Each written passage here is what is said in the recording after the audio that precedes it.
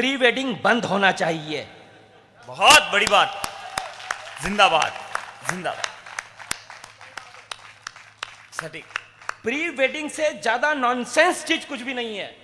वर्तमान की शादियों में, वर्तमान के विवाहों में जो चीजें हो रही है, बहुत क्या दृश्य दिखाए जा रहे हैं। प्री वेडिंग यदि करना है तो हाथ में थाल सजा करके किसी गौ माता की पूजा करते हुए कोई चित्र खींच लीजिए, किसी सदाशिव के ऊपर अभिषेक करते हुए कोई फोटो खींच लीजिए। वाह, जिंदाबाद। प्री वेडिंग करना ही है तो हमारे खेत हैं, खेत में कहीं हल चलाते हुए कोई फोटो खींच लीजिए, क्या कहने, बोहनी करते हुए कोई चित्र खींच लीजिए। वहां जाते हैं, गुलाब के वो कमल के फूल, आधे वस्त्र तो है ही नहीं तन पे। माता पिता आज्ञा कैसे दे देते हैं ऐसे प्री वेडिंग की। मुझे पता है बहुत सारे लोग नाराज हो जाएंगे, लेकिन यदि लोगों की नाराजगी न हो, इसके लिए मैंने सच बोलना छोड़ दिया, तो फिर कविता और कवि सम्मेलन और कविता का धर्म नष्ट हो जाएगा। जिंदाबाद जिंदाबाद। कवि सम्मेलन किया है तो केवल उल्लास और मस्ती के लिए नहीं, कुछ एक संकल्प जरूर जाना चाहिए।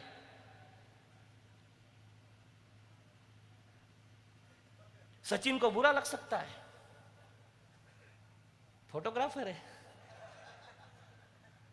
लेकिन कोई किसी को बुरा लग जाए इसलिए सत्य कहना नहीं छोड़ा जा सकता।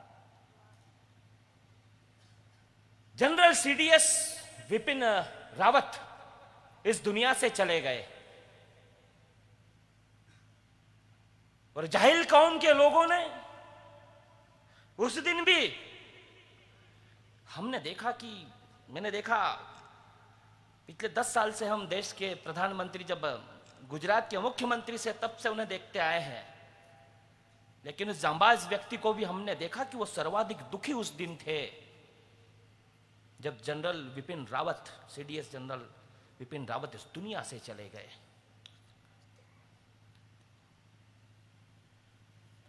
बहुत सारे प्रश्न हैं।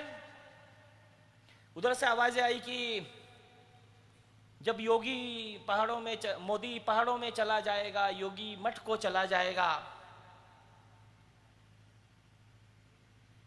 ये लोग जो जय जय श्री राम के नारे लगा रहे हैं, ये फिजूल में नारे नहीं लगा रहे हैं, उखाड़ फेंकेंगे तुम लोगों को।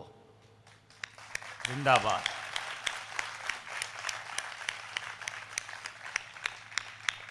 पहले आपके किसी अभिन्न मित्र पर उंगली उठाएंगे, अखबार में छप गए तो आपके चित्र पर उंगली उठाएंगे।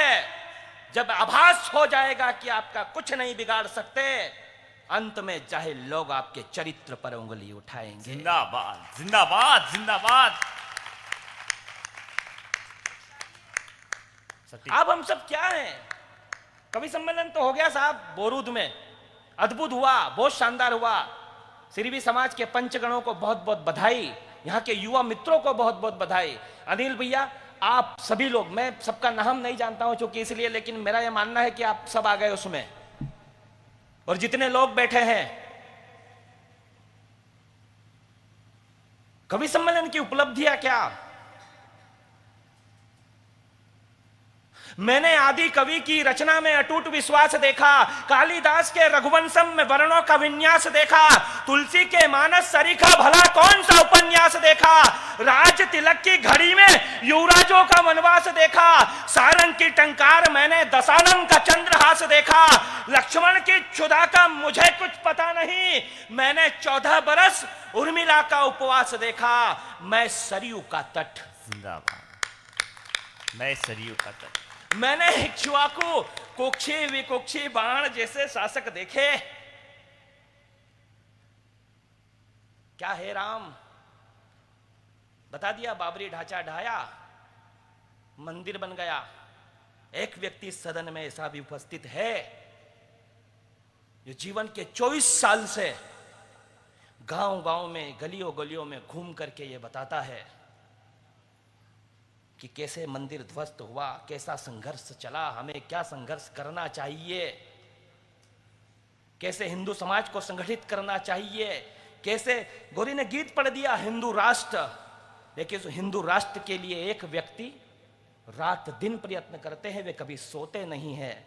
और आज वो हमारे बीच में उपस्थित है, आदरणीय श्री सोहन जी सोलंकी। जिंदाबाद जिंदाबाद जिंदाबाद।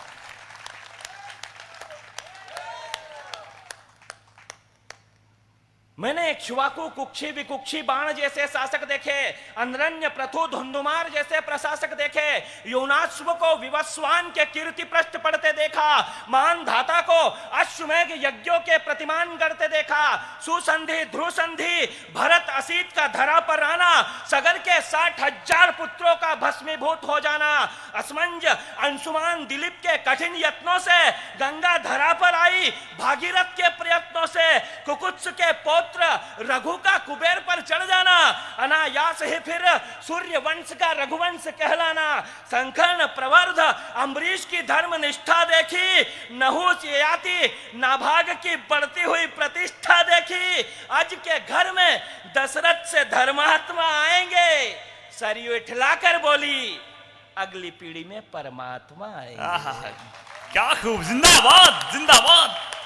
सरयू सरयू सरयू सरयू इठलाकर बोली अगले अगली पीढ़ी में परमात्मा आएंगे।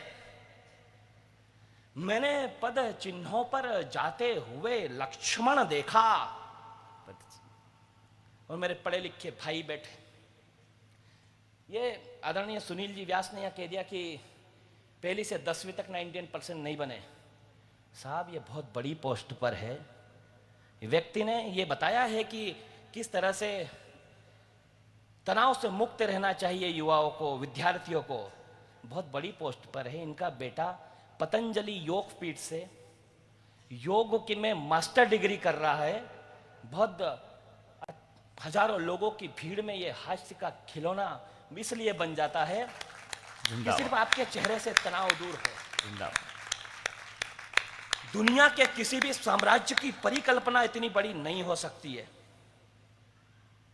रोम पढ़ लेना, मिस्र पढ़ लेना, बेबीलोन पढ़ लेना, यूनान पढ़ लेना, यूरोप पढ़ लेना, दुनिया के किसी साम्राज्य की कल्पना इतनी बड़ी नहीं हो सकती है जो 4 पंक्तियों में मैं आपको बताना चाहता हूं। स्वागत। और ये लगे आपको कि हाँ ये 4 पंक्तियां बस दिल को छू गई हो तो मेरा आशीर्वाद दे देना। स्वागत, अभिनंदन। मेरा भाई आशीष का जब पहली बार फोन आया कि भैया कैलाश मामा जी का फोन आया है, बोरूद में कवि सम्मेलन करना है, कर देंगे। कौन कवि आएगा, क्या बजट है, कोई बात ही नहीं, मतलब बस हो गया कवि सम्मेलन। और कैलाश मामा जी का फोन आया, सब पंच लोग बैठे हुए थे, कहा कि भैया कवि सम्मेलन तुम्हारे हिसाब से कर देना, जो तुम्हें ठीक लगे वैसा कर देना। आज मंच पर 2 कवि नहीं आए, एक कवित्री नहीं आए, हमने दूसरी हमारी बहन को बुला लिया। एक कवि नहीं आए, किसी ने कोई प्रश्न नहीं किया। इतना अपनत्व, इतना स्नेह। जिंदाबाद। ये बोरूद की धरती। और इसमें क्यों नहीं हो भाई साहब, हमने भी हमारा छोरा दिया है यहाँ पर। ये शुभम की सगाई करी है यहाँ भी बोरूद में। 18 तारीख को इसकी बारात में आना है।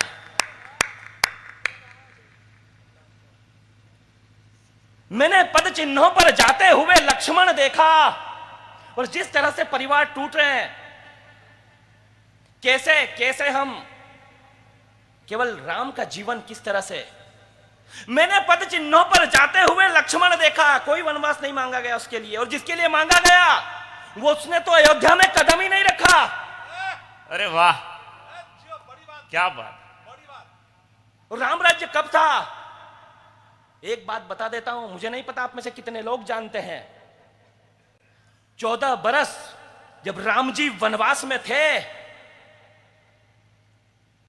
अयोध्या में एक भी मृत्यु नहीं हुई। वाह,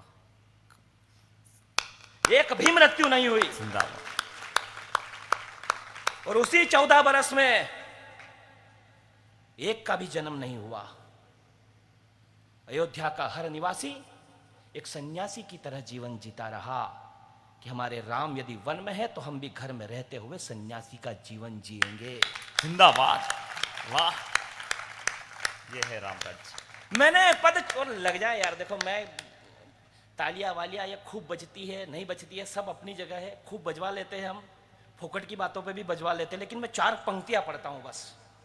मैंने पद चिन्हों पर जाते हुए लक्ष्मण देखा, भाई के विरह में व्यथित व्यग्र शत्रुघ्न देखा, लौट कर अवध आया ही नहीं भरत सा मन देखा।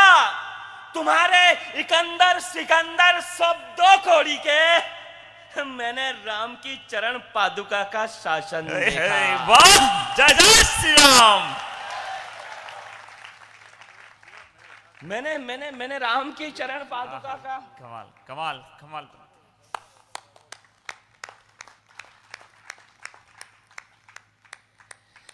पगड़ी पुरुषार्थ की कहानी है। ये पगड़ी पुरुषार्थ की कहानी। ये दादा बाबू दादा ये पगड़ी बांधते हैं। इन्होंने मेरे सामने अभी जब शोभा यात्रा थी उस दिन 4 लड़कों को कहा कि सीख जाओ रे तुम, मैं सिखा देता हूं तुम्हें। पगड़ी पुरुषार्थ की कहानी है,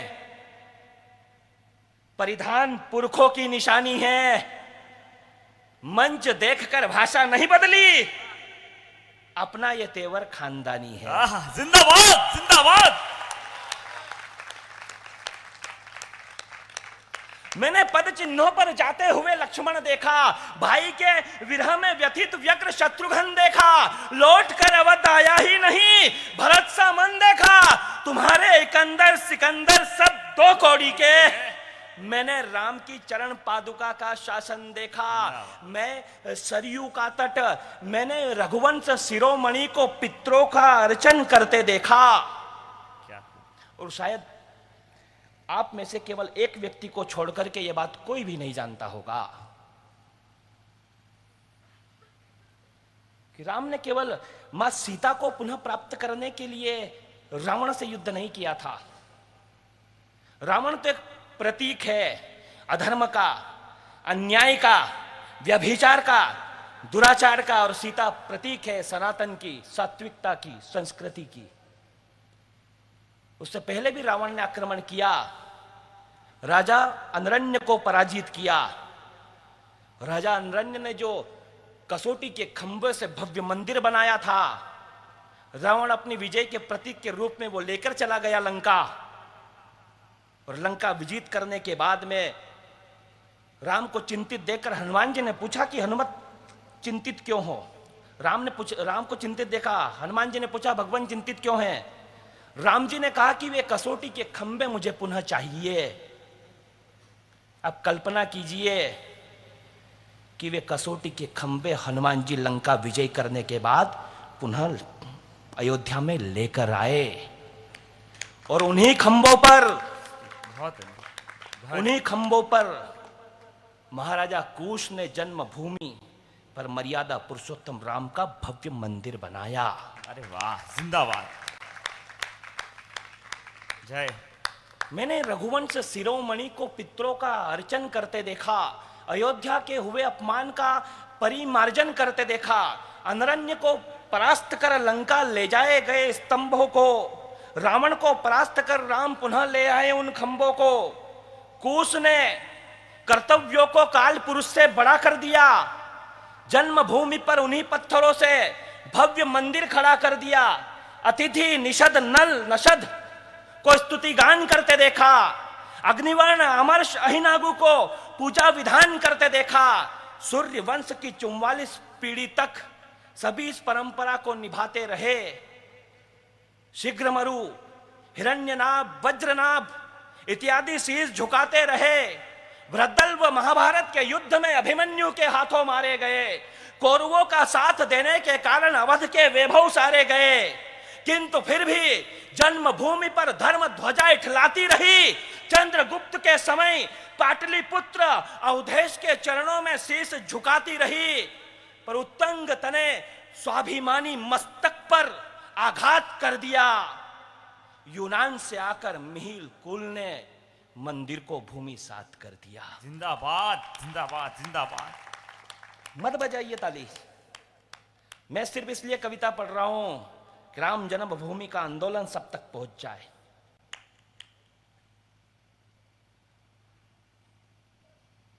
अनेकों स्मृतियां, सहस्त्रों स्मृतियां मेरे जहन में पड़ी रही।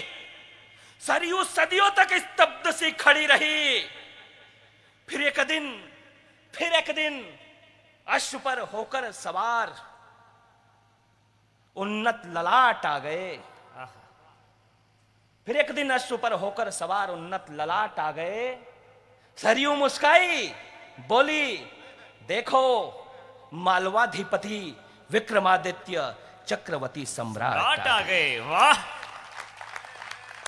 कमाल, जिंदाबाद। कविता बहुत बड़ी है, सच में बहुत बड़ी है। मतलब ऐसा है कि 1.5 घंटे तक केवल एक ही कविता पढ़ते रहो आप। लेकिन मैंने कुछ पंक्तियां इसलिए पढ़ी है आपके बीच में कि किसी दिन हम ऐसा उत्सव भी करेंगे कि केवल यही कविता होगी। एक बार जोरदार तालियां। और तालियां इसलिए नहीं बजे केवल इस कविता के लिए, तालियां इसलिए बजे कि कहीं एक साहित्य की बड़ी पत्रिका लिख दिया करती है कि मुकेश मोलवा साहब का जन्म हुआ नहीं कविता गाने के लिए। मुकेश मोलवा साहब का जन्म हुआ नहीं कविता गाने के लिए, साक्षात भगवती आई माता ने भेज दिया अपने लाडले को राष्ट्र वंदना, राष्ट्र चेतना जन जन तक पहुंचाने के लिए। दोनों हाथ उठाकर अभिनंदन करें।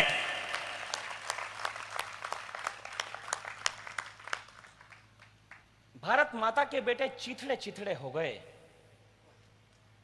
पुलवामा का हमला हुआ, चिथड़े चिथड़े हो गए। 5 फुट 8 इंच की हाइट थी उसकी। बुल्डाना का संजय राजपूत, जब उसकी मां ने तिलक लगाकर उसे सरहद पर भेजा, 5 फुट 8 इंच की हाइट थी। एक कटोरे में सिमट कर आ गया। मुट्ठी भर मांस का लोथड़ा उसके घर आया। उसकी वर्दी पर लिखे आर्मी कोड से उसे पहचाना गया कि ये संजय राजपूत थे। और एक दृश्य आप सभी ने देखा है, देहरादून के मेजर विभूति प्रसाद ढोंडियाल, उनकी पार्थिव देह जब उनके घर आंगन में पड़ी हुई थी और उनकी पत्नी ने बिलक करके आई लव यू विभू जय हिंद कहा, उससे बड़ा सैल्यूट इस दुनिया में और कोई हो नहीं सकता। जिंदाबाद, जय जय। 7 मार्च को उसका विवाह होने वाला था। मेजर चित्रेश बिष्ट अपनी मां से कहकर गया कि मां मेरी बारात में अपने पसंद की साड़ी मत खरीदना, मैं जब आऊंगा तो मेरी पसंद की साड़ी लेकर आऊंगा। लेकिन जिस समय मेजर चित्रेश बिष्ट के पिता के पास आर्मी हेडक्वार्टर से कॉल आता है कि आपका बेटा वीरगति को प्राप्त हो गया, उस समय चित्रेश बिष्ट के पिता एक रिश्तेदार के घर उसी चित्रेश बिष्ट के विवाह की कंकुपत्री देने गए हुए थे। मित्रों, एक बेटा जो अपनी मां से कहकर गया कि तेरे लिए साड़ी लेकर आऊंगा, वो जब तिरंगे में लिपट कर आ जाता है तो फिर मैं देशभक्तों के बीच में कुछ पंक्तियां पढ़ना चाहता हूं। अभिनंदन सर। कि गणेश पूजन के अक्षत माटी के कण रोने लगे। गणेश पूजन के अक्षत माटी के कण रोने लगे। मंडप की बेला में हल्दी मेहंदी के क्षण रोने लगे। शुभ लग्न के मुहूर्त को कंकु पत्री चिढ़ा रही है। बेटे की मृत्यु पर वीरता करुणा का हौसला बढ़ा रही है। माँ मेरे की पावन घड़ियों का दम घुट गया। भोली माँ का दुनिया भर में तिराना छूट गया। आज समय ही आंखों में अश्रु गंगा लेकर आ गया। साड़ी का कहा था रे पगले, तिरंगा लेकर आ गया। जिंदाबाद जिंदाबाद जिंदाबाद। साड़ी का कहा था रे पगले, साड़ी का कहा था रे पगले, तिरंगा लेकर आ गया। पर मौत मर गई है मानकर चले गए। मौत मर गई है मानकर चले गए। लौट कर आएंगे ठान कर चले गए। वतन के नाम अपनी जान कर चले गए। कर्ण की दानवीरता मुंह ताकती रही। वो चीथड़ों में देह दान कर चले गए। वो चीथड़ों में देह दान कर चले गए। दृश्य देख महाकाल खड़े हो गए। अरे वाह। दृश्य देख महाकाल खड़े हो गए। कहा ओ वीर तुम महावीर से बड़े हो गए। कहा ओ वीर तुम महावीर से बड़े हो गए। और फिर एक बदला लिया गया। 14 फरवरी को अटैक किया था, जब ये देश, ये युवा पीढ़ी वैलेंटाइन डे सेलिब्रेट कर रही थी। उस समय पुलवामा का हमला हुआ। आखिर मोदी ही क्यों, आखिर योगी ही क्यों? वैसे बहुत सारे लोग प्रश्न करते हैं कि यही लोग क्यों। तो हमने कहा कि मायावी मारीच कभी धनुष तोड़ा नहीं करते। मायावी मारीच कभी धनुष तोड़ा नहीं। मायावी मारीच कभी धनुष तोड़ा नहीं करते, अश्वमेघ यज्ञ में गधा छोड़ा नहीं करते।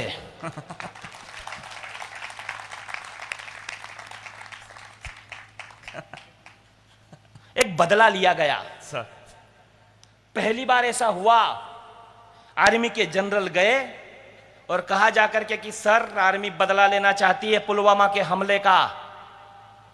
हिंदुस्तान के इतिहास में ऐसा फर्स्ट टाइम हुआ कि देश के प्रधानमंत्री ने बिना फाइल को पढ़े उसके ऊपर लिख दिया नरेंद्र दामोदर दास मोदी। जिंदाबाद। और जो बदला लिया गया, सर देखिए तालियां आपने खूब कुट ली, आज बजाई नहीं है, आप कुटी गई है तालियां। आपका मन करे तो बजाइए, वरना कोई दिक्कत नहीं, 5-7 मिनट बस। मेरा चूंकि कर्तव्य है, मुझे पढ़ना है कुछ, तो मैं पढ़ रहा हूं और मुझे वो पढ़ना है। कवि सम्मेलन के मंच से बहुत सारे लोगों को ऐसा लग रहा होगा कि मित्रों ऐसा नहीं है कि जो जनता सुनेगी वही सुनाना चाहिए, ऐसा नहीं है। जनता को क्या सुनना चाहिए वो सुनाना चाहिए। अश्वमेघ यज्ञ हो गया कविता का कि शस्त्र उठाते ही भवानी खप्पर सजाती है। शस्त्र उठाती ही। जब हम सब सोए हुए थे, यही समय था 3:30 बजे के लगभग, 3:30 बजे का समय था जिस समय आर्मी ने बदला लिया।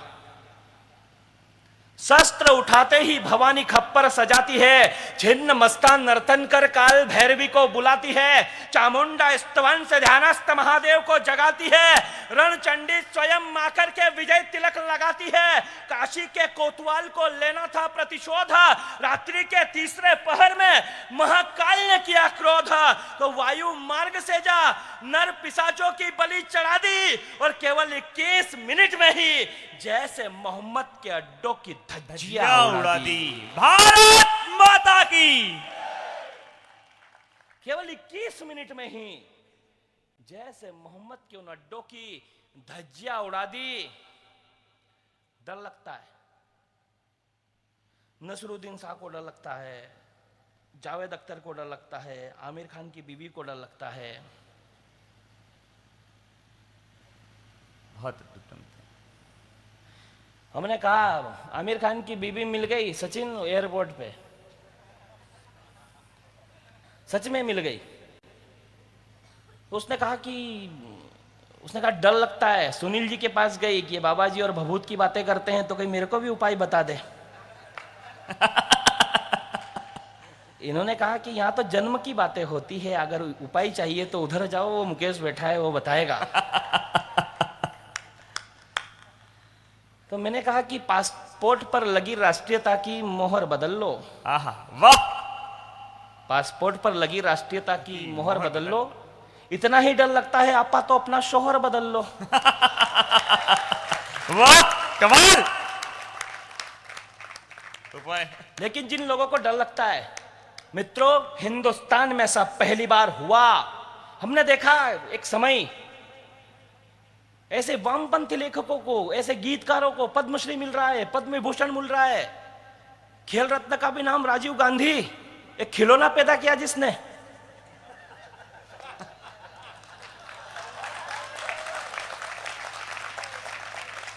मतलब राजीव गांधी खेल रत्न। ये क्या चल रहा था, लेकिन बदला गया, सब चेंज हुआ।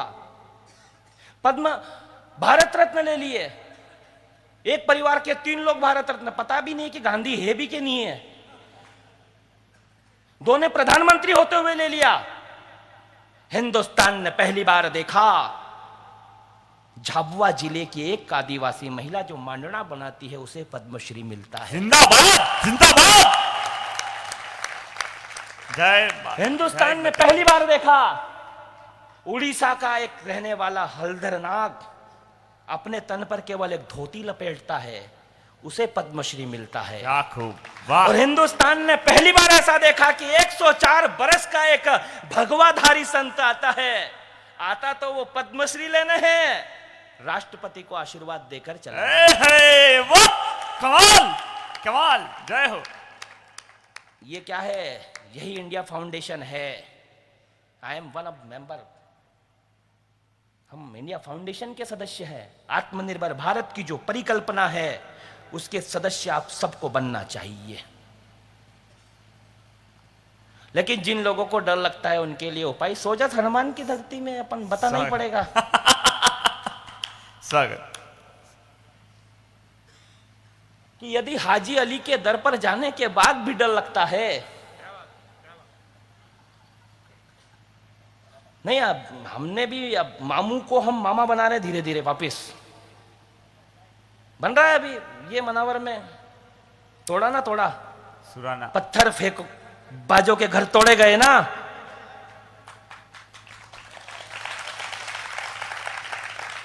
रतलाम के सुराना में 12 घर तोड़े गए। मामा को मालूम है कि मामू से मामा नहीं बना तो लोग घर भेज देंगे।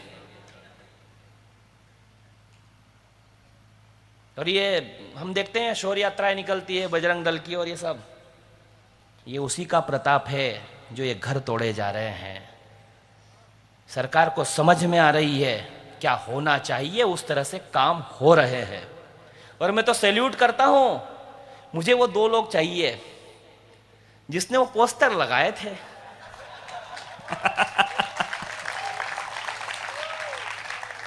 और इसलिए चाहिए कि हमें 2000 गांवों में वो पोस्टर लगवाने हैं। आप चिंता मत कर लो, निकालने वाले ने तो कह दिया कि मैंने निकाला था।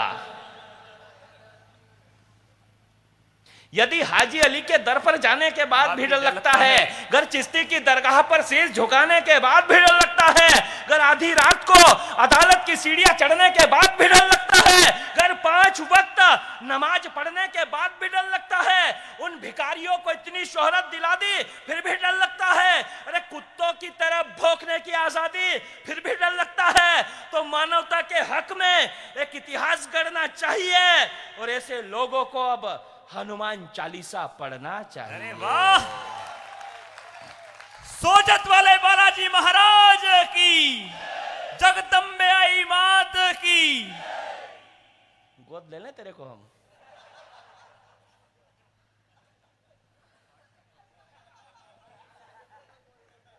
नहीं, मेरा बहुत बहुत प्यारा भाई है विजय विद्रोही।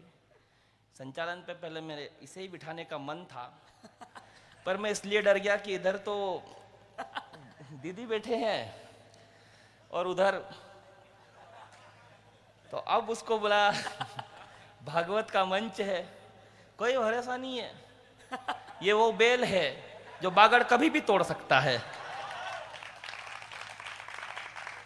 लेकिन बहुत अच्छा कवि सम्मेलन आज बोरूद में हो रहा है। शुरुआत किसने करी थी? या इसी से करे थे हमने, श्री गणेश, इसी भेरू से। विजय विद्रोही बहुत बहुत बहुत बेहतरीन और सच में बहुत बढ़िया, आपने सबने बहुत प्यार दिया इसे। मैं चाहता हूं एक बार विजय के सम्मान में आप लोग और एक और, ये हरीश तेरे से भी कम हेल्थ है इसकी। ये नरेंद्र गुप्ता, इसने छंद पढ़े पूरे मात्राबद्ध, एक भी मात्रा ऊपर नीचे नहीं। और जिस तरह से पढ़े वैसे एक नया तेवर है, नए तरह के प्रयोग करता है। आपने अच्छा प्यार दिया इसे। 5 मिनट और बढ़ जाओ जीजी, कट जाएगा। जाओ जाओ जाओ। हाँ, आखिरी एक कविता पढ़ देता हूं अब। वो हाँ, मैं आखिरी पढ़ रहा हूं। उसमें सबको आमंत्रित कर लेते हैं सर। पर वो जब तक आयोजक नहीं कह दे कि अब अपने को बंद करना है। मंगल कलश। और मुझे मालूम है कि तुम तो 6 बजे तक नहीं बोलोगे। प्यास भी रहनी चाहिए। रहेगी ना भरपूर। मैं तुम्हें 3 घंटे पढ़ना है मेरे को। अगर मैं 1.5 घंटे भी पढ़ूं तो 1.5 घंटे बाकी रहेगा। कौन? ये तो सोते ही रहते हैं, केवल कवि सम्मेलन में आते हैं, उसी रात जागते हैं। ये अद्भुत लोग हैं भैया।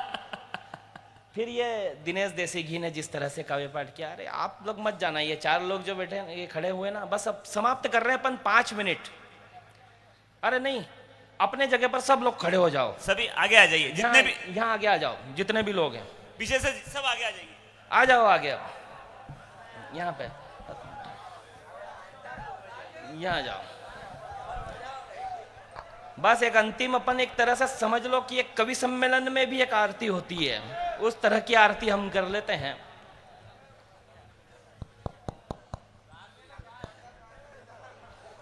इधर आ जाओ कुछ लोग, यदि उधर पीछे से।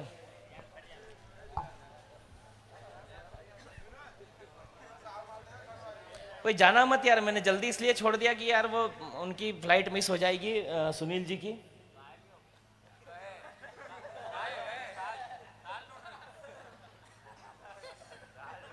कौन? अरे कुछ नहीं है, एक 2-3 मिनट में सब वो करेंगे। और यहाँ के अनिल भैया, कोई अपने 1-2 लोग हो प्रमुख तो पर बुला लो उनको इधर, जो आपको ठीक लगे। आ जाओ इधर दादा। भाई साहब आप, निवेदन है।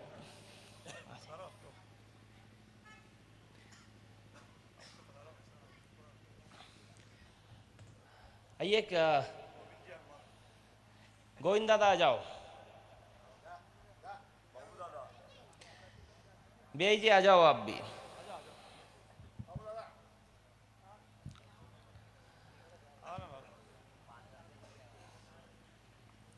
अंतिम 3 मिनट। हाँ, अब ये जो नाम लेते जा रहे हैं सब आ जाइए। मैं एक चीज और कहूंगा कि जब गांव में कोई कार्यक्रम हो और उसका संचालन गांव का कोई बेटा करता है, जो रोज कार्यक्रम हो रहे हैं, भाई विजयी बहुत अच्छा संचालन रोज कर रहे हैं। मैं चाहता हूं कि भाई विजयी हमड़ के लिए एक बार जोरदार ताली बजाए आप लोग। अरे नहीं, नहीं।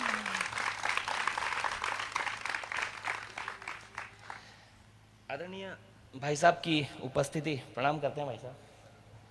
अरे दादा अभी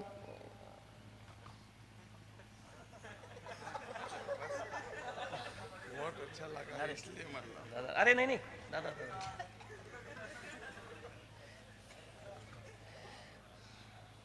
आइए हम कवि सम्मेलन में एक कविता। हाँ दिनेश भी आप तो बैठो। ये कवि सम्मेलन में मैं हमेशा इसलिए पढ़ता हूँ कि हमारे बहुत निकट भावरा से है। ये कवि सम्मेलन के बाद है ना भाई साहब, 1-2 मिनट कवि सम्मेलन के बारे में कुछ कहेंगे ताकि सब कवियों को कुछ प्रेरणा मिले। आप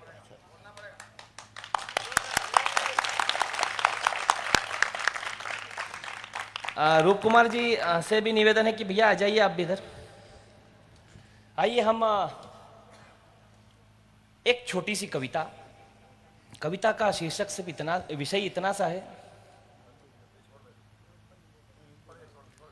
अरे बस जितने लोग बैठ हैं अब थोड़ा सा सुन लीजिएगा, बहुत अच्छा सुनते हैं आप। और इस तरह से कविता यदि सुनना शुरू कर दी ना तो चुटकुलेबाज मंचों से गायब हो जाएंगे। चुटकुलेबाजों ने खुद को कवि समझ लिया है, वो भ्रम केवल आप लोग दूर कर सकते हैं, मंच का कोई व्यक्ति नहीं कर सकता। और आपने आज किया है बोरूद में ऐसा।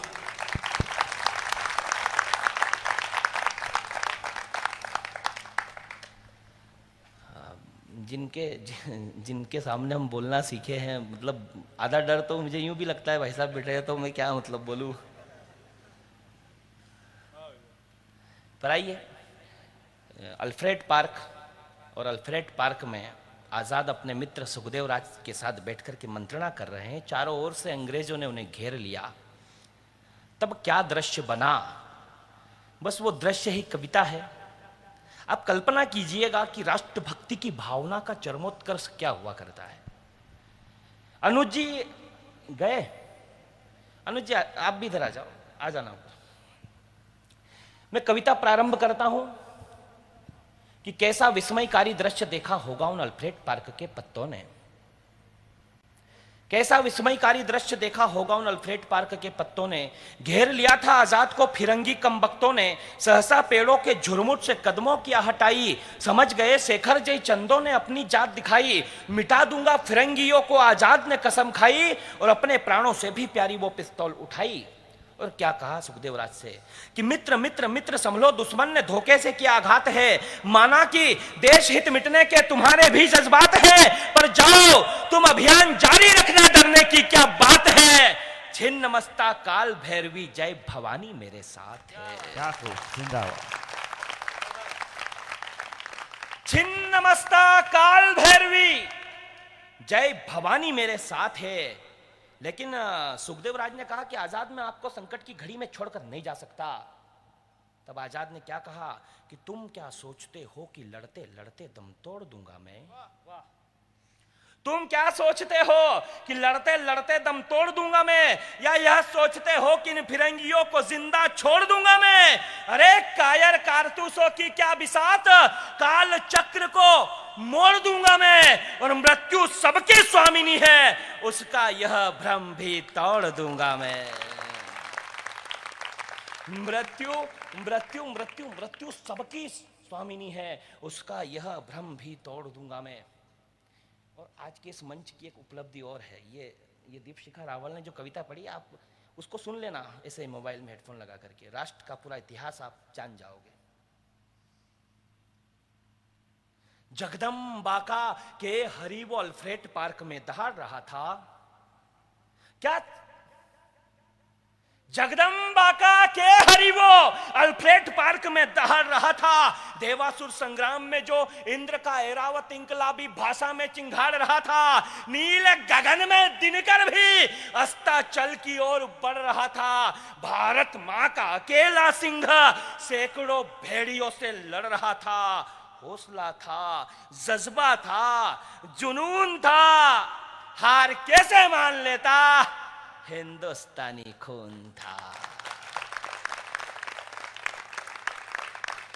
फिर एक बार पुनः मृत्यु ने भाग्य को धोखा दिया। एक बार पुनः मृत्यु ने भाग्य को धोखा दिया। पिस्तौल की आखिरी गोली ने आजाद को चौंका दिया। और मैं ये बाबा रामदेव मूर्ति प्राण प्रतिष्ठा महोत्सव, भागवत कथा, बोरूद आई माता का मंदिर, सिरवी समाज के लोगों के द्वारा आयोजित यह समारोह, यह उत्सव, यह महोत्सव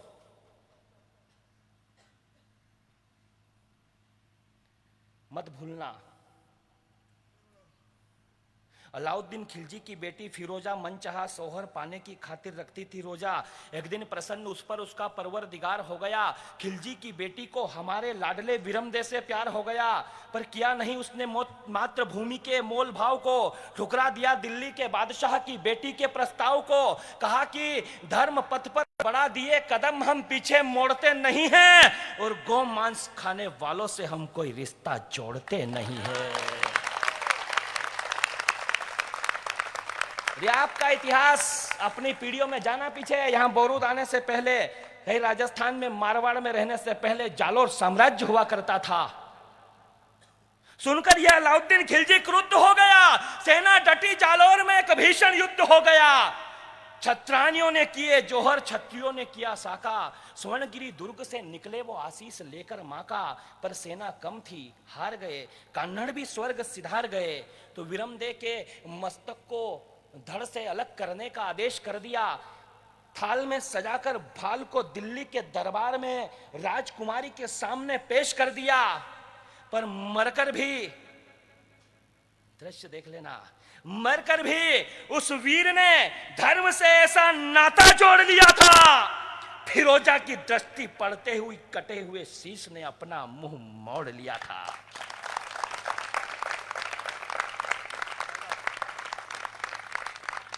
लेकिन चूंकि कवि सम्मेलन में समय इतना हो चुका कि वो सब पढ़ने का समय ही नहीं रहा, इसलिए अंतिम, ये कविता की अंतिम पंक्तियां, कि एक बार पुनः मृत्यु ने भाग्य को धोखा दिया, पिस्तौल की आखिरी गोली ने आजाद को चौंका दिया। कहा कि हे मातृभूमि क्षमा करना तू मुझको, आजाद होकर भी आजाद नहीं करा पाया माँ में तुझको। अरे माँ के गर्भ में ही त्याग दिया था उसने मृत्यु के भय को। दसों दिशाएं अचंभित जानकर आजाद के निश्चय को। थर्रा उठा काल पुरुष भी जब आने वाले पल को भापा। त्रिवेणी का संगम सहन गया डोली धरा अंबर भी कांपा। तो युग युगांतर तक रहे आलोकित। देशभक्ति की मसाल जला दी आजाद ने। अंतिम गोली वंदे मातरम बोलकर अपनी कनपटी पर चला दी।